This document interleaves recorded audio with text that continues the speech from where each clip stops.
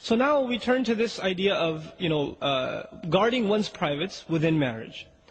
Before a young man gets married in our times nowadays, they've watched a few movies here and there before they made tawbah and they became religious. And they have this idea of what love is and what marriage is. And, brothers come up to me all the time, brother, man, I gotta get married, man. As though like in their head, once they get married, all their temptations are just gonna poof, disappear. And life is gonna be bliss and we're gonna read Quran together, And, it's gonna be just a spiritual experience, right? And there's this fantastic view of what marriage really is. Those of you that are married are probably not even laughing right now because they're like, what? Because, what is he talking about? Because you don't even remember feeling that way, right? So, yeah, it's many a times you do run into a brick wall because what is shown to us about marriage, our idea of marriage, especially the modern mind, whether Muslim or otherwise, the modern idea of love and companionship and a man and a woman together, the idea of it is basically the same as dating. Okay? And dating means you have all the fun and when things get difficult, you walk away. That's what dating is, right? So what we actually, when we think of marriage, men, brothers and sisters even, when they think of marriage, they're thinking of the aspects of marriage that are like dating. But there's a lot more to marriage than dating, right? There's the bills, and there's the chores, and then you have to learn to live with another person, which is very difficult. You do things your way, she does things her way.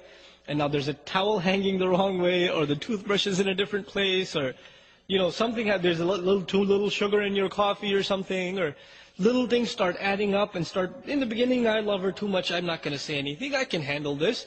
But a couple of years later, it starts piling up, and you're like, again with the sugar, and it starts adding up. Now, this doesn't happen in dating because you're tired of this girl, move on to the next one. Or she's tired of you, I think, I don't want to deal with your smell anymore, I'm out. It's just walk away from it. But marriage is a serious commitment. And the terminology used in Quran is very strong. Al-Muhsanat, Al-Muhsinin. Muhsin, the ihsan, in Arabic, it's the word used for putting someone inside a fort, like a military camp. The idea of that is there are enemies outside. Once you're inside this military facility, you're safe, right? So women are described as women, are females that have been put inside the camp of protection. And who's protecting them? The husband is. From everything, from sadness, from difficulty, from shamelessness, in terms of ignorance, he's protecting them, he's giving them an education, he's protecting them in every single way.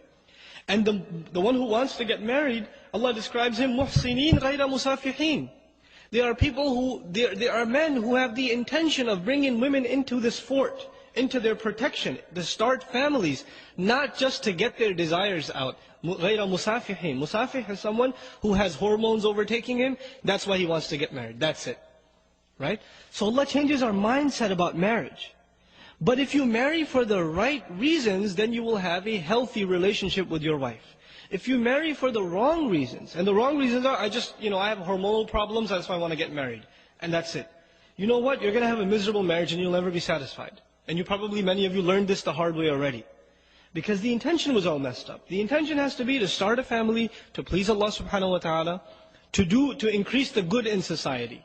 So now, the principle, the underlying principle in marriage, as it is in everything else in this deen of Allah subhanahu wa ta'ala, you worry about your obligations and you forget about your rights. I know that sounds very harsh. But if you can do that, experiment it for 6 months. Forget about your rights, worry about your obligations. What can I do for my wife? What more can I do for her? Can I buy her a gift? I haven't given her anything for a long time. If she makes a mistake, pretend like she didn't even make it, right? وَإِن تَصْفَحُوا وَتَغْفِرُوا تَعْفُوا وَتَصْفَحُوا. Tasfahu means cover the page. When you cover a page, you can't see the previous page, right? So if your wife makes a mistake, you pretend like you don't even see it, right? Instead of bringing it up and again with this, So you cover her mistakes, and you go out of your way to fulfill your side of the obligations. You go out of your way to show sabr and compassion and overlooking, and even the hurtful comments, you don't respond to them except with a smile, etc., etc. You go out of your way to do your part. Because when you start expecting You expect certain things from your wife. She should take care of me. I have physical needs. I have psychological needs. She should give me company. She should be nicer to me. She should smile when I come home from work instead of frowning at me all the time and reminding me what groceries I didn't do or what laundry I forgot to finish, right?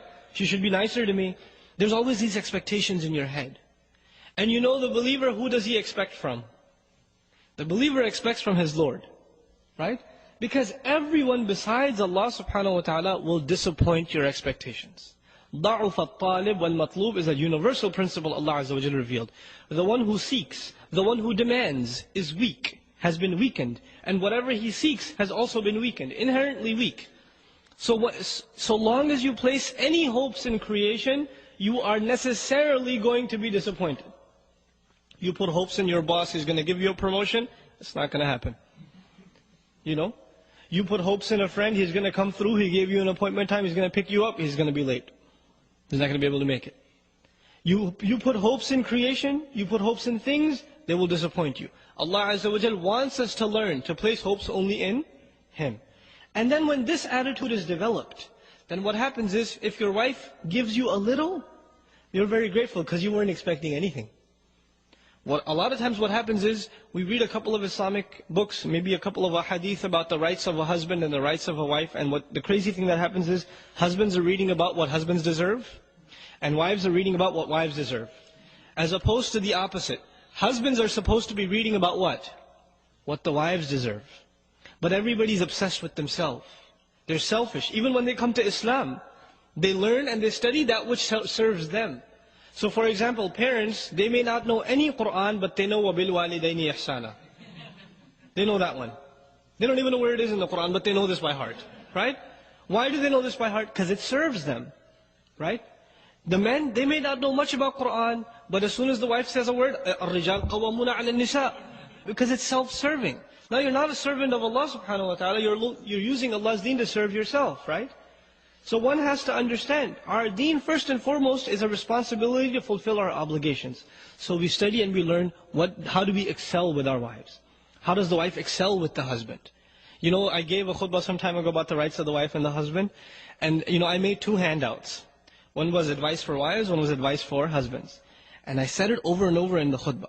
Don't read the rights of the husband. Husbands, don't read those. Just read the rights of the wife.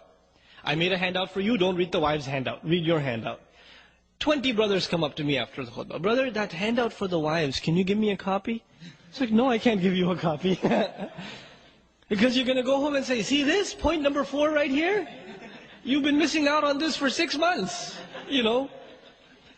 And these are real problems in marriage. This can lead to a really serious turmoil in marriage. So you want to have a healthy relationship in marriage, you have to take care of your obligations.